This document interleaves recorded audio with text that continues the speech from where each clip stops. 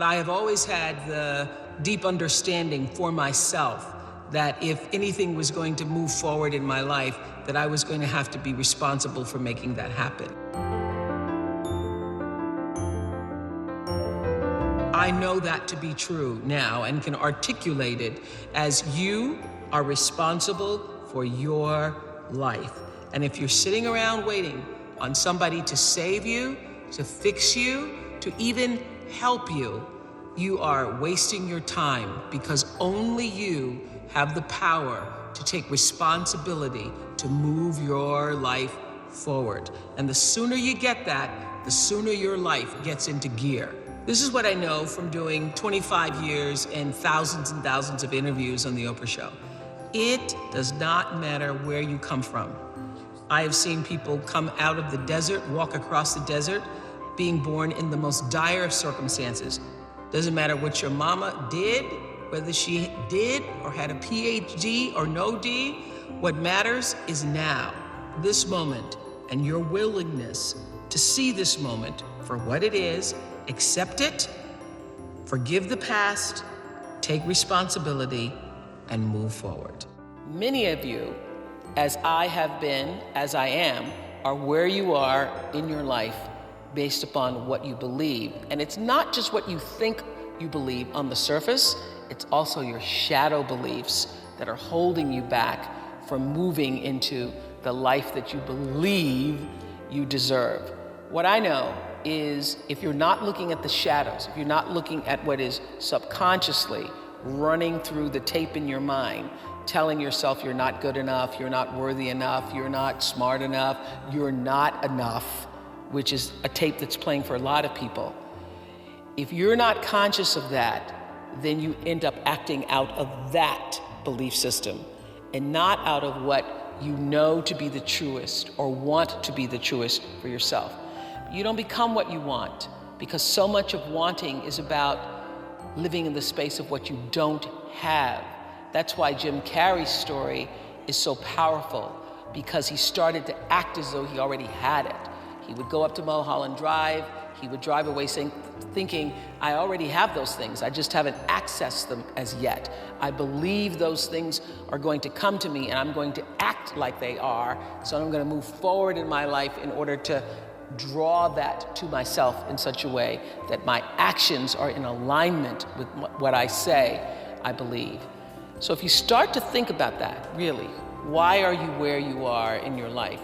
The choices that you have made have been because of what you believe to be true for yourself. You don't have anything to give that you don't have. So you have to keep your own self full. That's your job. That's the number one thing you have to do, is to work on yourself and to fill yourself up and keep your cup full. Keep yourself full. Because you only when you're full, I'm overflowing, my cup runneth over. I have so much to offer and so much to give. And I am not afraid of honoring myself. You know, it's miraculous when you think about it. Every night, list 5 things that happened this day, in days to come, that you are grateful for. What it will begin to do is to change your perspective of your day and your life. I believe that if you can learn to focus on what you have, you will always see that the universe is abundant and you will have more. If you concentrate and focus in your life on what you don't have, you will never have enough. Be grateful. Keep a journal. You all are all over my journal tonight. The only real quest that we have in life is to keep your vibration high, because I think all of us are like, we're all energy fields. Yes. Your energy, I'm from where, that's all we all are. So your number one goal in life is to keep your energy level high. So you have to do things that keep you on a high vibration, like a good vibe.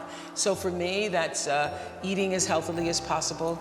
Gotta have some risotto though. It's for me, it's some form of silence or prayer or meditation in the morning. It's some form of exercise, but it's keeping yourself whole and connected and knowing that only positive energy brings positive energy. What I know for sure is that the biggest choices begin and end with you, your internal big questions. Who do I want to be in the world? My relationship to source energy, to all that is God. I'm not talking about what you believe in God. I'm talking about your experience of that which is all life, which is divine and universal human being. And I just want to end with this. There are no mistakes. There really aren't any, because you have a supreme destiny.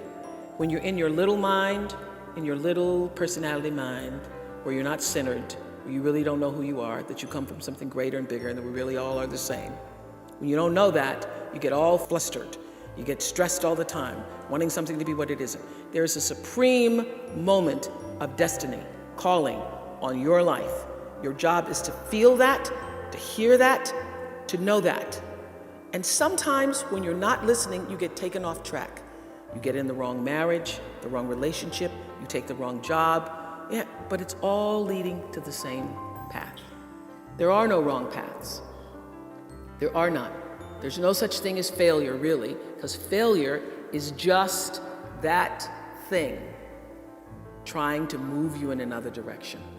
So you get as much from your losses as you do from your victories, because the losses are there to wake you up. The losses are to say, fool, that is why you go to school, so that CBS can call you. So when you understand that, you don't allow yourself to be completely thrown by a grade or by a circumstance, because your life is bigger than any one experience. And if I always ask people on Super Soul Sunday to tell me, what would you say to your younger self? Every person says in one form or another, I would have said, relax. It's gonna be okay. It really is gonna be okay. Because even if you're on a detour right now, and that's how you know, when you're not at ease with yourself, when you're feeling like, oh, yeah, shouldn't be there, that is the cue that you need to be moving in another direction. Don't let yourself get all thrown off, continue to be thrown off course. When you're feeling off course, that's the key. How do I turn around? So when everybody was talking about, when I started this network, if I had only known, good Lord, how difficult it would be. The way through the challenge is to get still and ask yourself, what is the next right move? Not think about, oh, I got all of this to do. What is the next right move? And then from that space, make the next right move and the next right move.